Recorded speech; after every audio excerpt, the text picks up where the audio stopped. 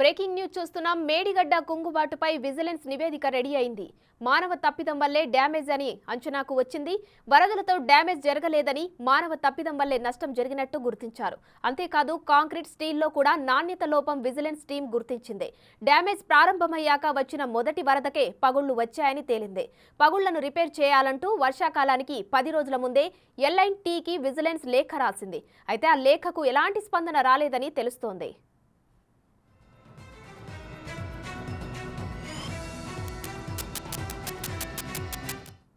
Medigadda design కు నిర్మాణానికి తేడాలు ఉన్నట్టు విజిలెన్స్ టీం గుర్తించింది. ప్రాజెక్టు పిల్లర్లు, బ్లాక్స్ లో నాణ్యతపై దృష్టి పెట్టింది.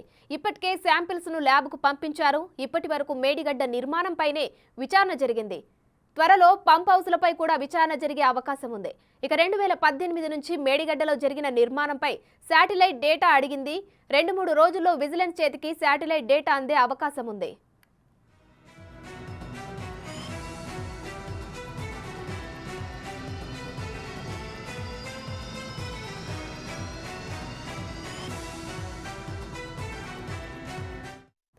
మేడిగడ్డ కుంగుబాటుపై విజిలెన్స్ నివేదిక రెడీ అయింది. దీనికి సంబంధించిన ఫుల్ డీటెయిల్స్ మా ప్రతినిధి రానా లైవ్ లో అందిస్తారు. రానా, చెప్పండి, మేడిగడ్డ కుంగుబాటుకు సంబంధించి విజిలెన్స్ అధికారుల నివేదిక అయితే రెడీ అయింది. దీనిపై అప్డేట్స్ ఏంటి?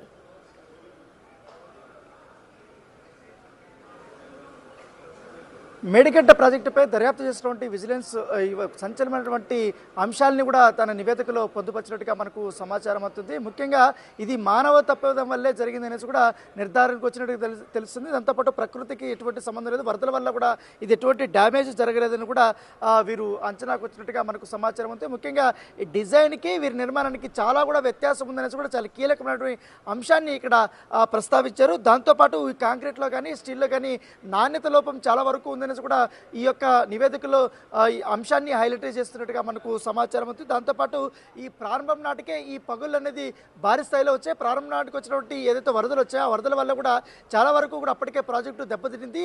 ఇదే అంశాన్ని అప్పట్లో ప్రభుత్వానికి కూడా చెప్పినట్టు తెలుస్తుంది. దాంతోపాటు ఎల్ఎన్టీ వాళ్ళు కూడా లేఖ రాసినా కూడా వారు దాన్ని పట్టించుకోకుండా పుట్టదాఖలు చేశారంటూ కూడా ఈ నివేదికలో పొందుపరిచినటువంటి అంశం ఒకటి హైలైట్గా నిలుస్తున్నటువంటి నేపథ్యం అయితే కనపడుతుంది. దాంతోపాటు ఈ ఎల్ఎన్టీ నుంచి కూడా ఇప్పటి వరకు ఎటువంటి స్పందన లేదు.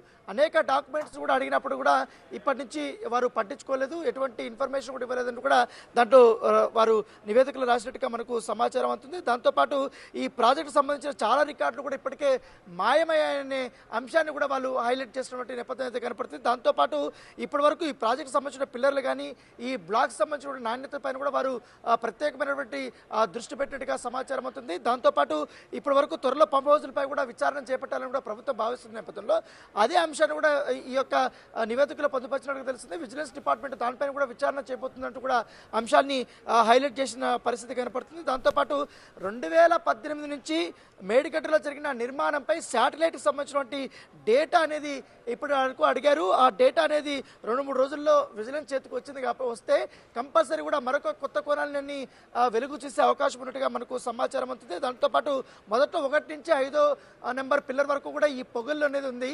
తర్వాత అప్పట్లో వారు పట్టించుకోలేదు. తర్వాత ఆ పగుళ్ళు అనేది ఇంకా పెరిగిపోయి ఆ పెరిగిపోవడం వల్ల ఈ కుంగుపాటికి కారణం అంటూ కూడా వారు ఈ యొక్క నివేదికలో చెప్పినటువంటి నేపథ్యం అయితే కనపడుతుంది. ముఖ్యంగా ఎక్కువ హైలైట్, ఎందుకంటే ఏదైనా ఒక నివేదిక తయారు చేసేటప్పుడు కానీ ఆ కీలకమైనటువంటి అంశాలని ప్రస్తావిస్తారు. దాంట్లోనే మేడిగడ్డ కుంగుపాటిపై వారు మానవ తప్పిదం వల్లే ఈ డ్యామేజ్ జరిగింది, అంటే ప్రకృతి వల్ల ఎటువంటి డ్యామేజ్ జరగలేదు, వీరు చేసినటువంటి పొరపాట్లు, డిజైన్లో పొరపాట్లు, అలాగే నిర్మాణంలో పొరపాట్లు, నాణ్యత లేనటువంటి మెటీరియల్ వాడడము, ఇవన్నీ కూడా ఖచ్చితంగా మానవ తప్పిదంగానే పరిగణిస్తున్నామని నివేదిక సిద్ధం చేసినటువంటి నేపథ్యం కాబట్టి ఇదే నివేదిక ఇప్పుడు రాష్ట్ర రాజకీయాల్లో ఒక సంచలనంగా మారిపోయిందని చెప్పుకోవచ్చు. ఉమాశ్రీ.